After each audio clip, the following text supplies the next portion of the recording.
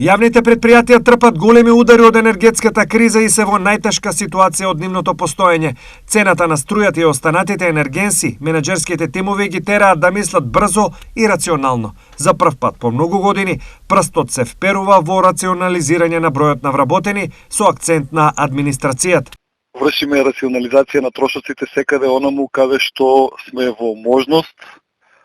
Знаете дека стара болка на комуналните предпријатија е превработеноста. Планираме да ја решаваме на тој начин што во оној административниот дел, кога луѓе ќе заминат во пензија, на нивно место нема да пополнуваме нови, нема да се оди со нови вработувања, него ќе одиме од внатрешно вработените лица, ќе ги распоредуваме на тие места, правиме некои реорганизации. Јавното предпријатие Исар Штип во моментов има околу 300 вработени и идната стратегија на вработување е исклучиво на теренскиот кадар. Вработување во администрацијата не се планира.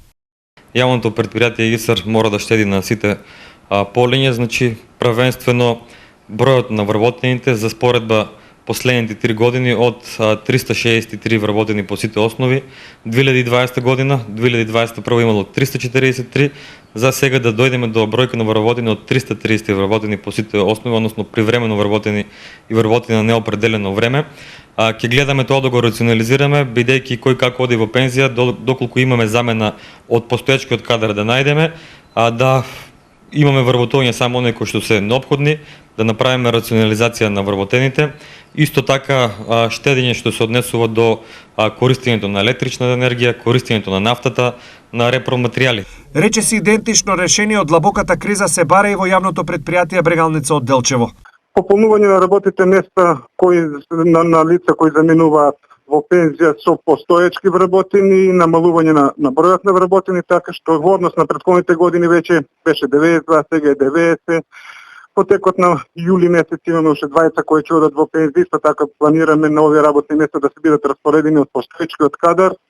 Во моментов тешката ситуација веројатно се отсликува во јавното предпријатие Солидарност од Виница, каде проблеми има повеќе од Кулкука и другите. Таму долгот достигна 70 милиони денари, пари нема за плати, здравствено осигурување, струја и други основни трошоци, но бројот на вработени од доаѓањето на новата власт е зголемен. За деновите што предстојат, вработените се подготвуваат за штрајк, а градоначалникот Миле Петков и директорот Илија Јованов, како мислат да го решаваат проблемот, не откриваат. Во источниот регион има 11 јавни комунални предпријатија со околу 1500 вработени.